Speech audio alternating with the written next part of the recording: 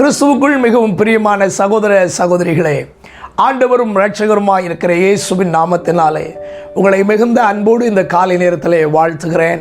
கர்த்தர் உங்களை ஆசீர்வதிப்பாராக. இந்த காலை நேரம் நம்முடைய தியானத்திற்காய் ஆண்டுடைய வேதத்திலிருந்து ஒரு வசனத்தை வாசிக்க கேட்போமா? யாக்கோபு நிருபம் 4வது அதிகாரம் 10வது வசனம். கர்த்தருக்கு முன்பாக தாழ்மைப்படுங்கள், அப்பொழுது அவர் உங்களை உயர்த்துவார்.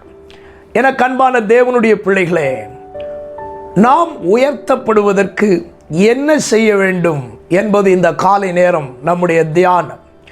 ஆண்டவர் பட்சபாதம் இல்லாதவர். எல்லா மனிதனையும் உயர்த்துவதற்கு போதுமான கர்த்தர். எவரையும் மேன்மைப்படுத்த அவர் போதுமானவர்.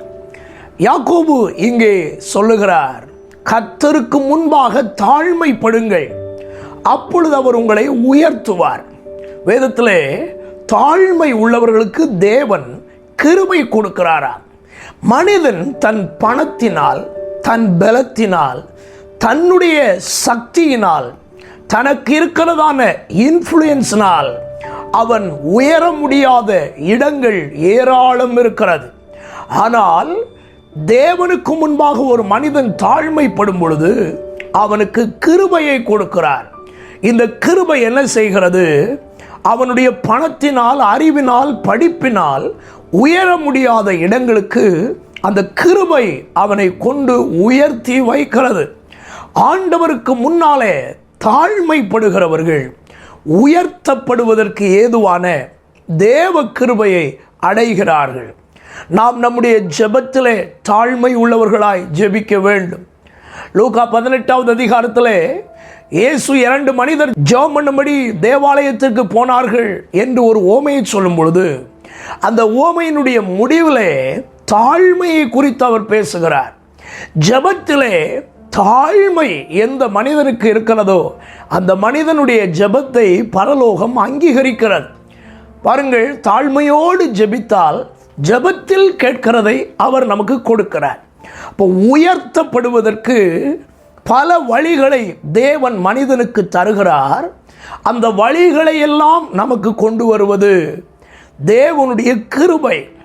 அந்த கிருபை நம்மேல் பகரப்படுவதற்கு நம்மிடத்தில் தேவன் எதிர்பார்ப்பது தாழ்மை. ராஜாக்களின் புஸ்தகத்திலே சில ராஜாக்கள் மனமேட்டிமையாய் நடந்தபோது அவர்களுக்கு விரோதமாய் தேவ செயல் உண்டாயிற்று. ஆனால் அவர்கள் தங்களை கர்த்தருக்கு முன்பாக தாழ்த்தின போது அவர்களுடைய குறைவுகளை எல்லாம் அவர் மன்னித்து மறந்து அவர்களுக்கு இரக்கம் பாராட்டி அவர்களை எல்லாம் ஆசீர்வதித்ததை கர்த்தருடைய வேதம் நமக்கு கற்பித்து கொடுக்கிறதல்லவா? இந்த காலை நேரத்திலேயும் நாமும் ஆண்டுடைய சமூகத்தில் சொல்லுவோம், அப்பா, நானும் உமக்கு முன்பாக என்னை தாழ்த்துகிறேன், என்னை உயர்த்துவதற்குள்ள கிருபையை எனக்கு விளங்க பண்ணுங்க என்று கேட்போம். கர்த்தர் நம்மை ஆசீர்வதித்து உயர்த்த வல்லமை உள்ளவராக இருக்கிறார். இந்த நாளும் உங்களுக்கு ஜெயமாய் மாறுவதாக. நாம் ஜெபிப்போமா?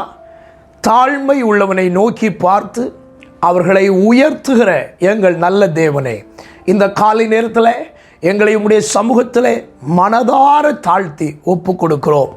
ஆண்டவரே, கர்த்தருக்கு முன்பாக தாழ்மைப்படுங்கள், அப்பொழுது அவர் உங்களை உயர்த்துவார் என்ற வசனத்தின்படி ஆண்டவர் ஒவ்வொருவரையும் உயர்த்தி ஆசீர்வதித்து மேன்மைப்படுத்த வேண்டும் என்று ஜெபிக்கிறேன். இந்த நாளையும் எங்களுக்கு ஆசீர்வாதமாய் மாற்றித்தாரும், ஜெயமாய் நடத்தும். இரட்சகர் இயேசு கிறிஸ்துவின் நாமத்தில் வேண்டிக் கொள்கிறோம் எங்கள் நல்ல பிதாவே. ஆமென், ஆமென். God bless you. கர்த்தர் உங்களை ஆசீர்வதிப்பார். ஆமென்.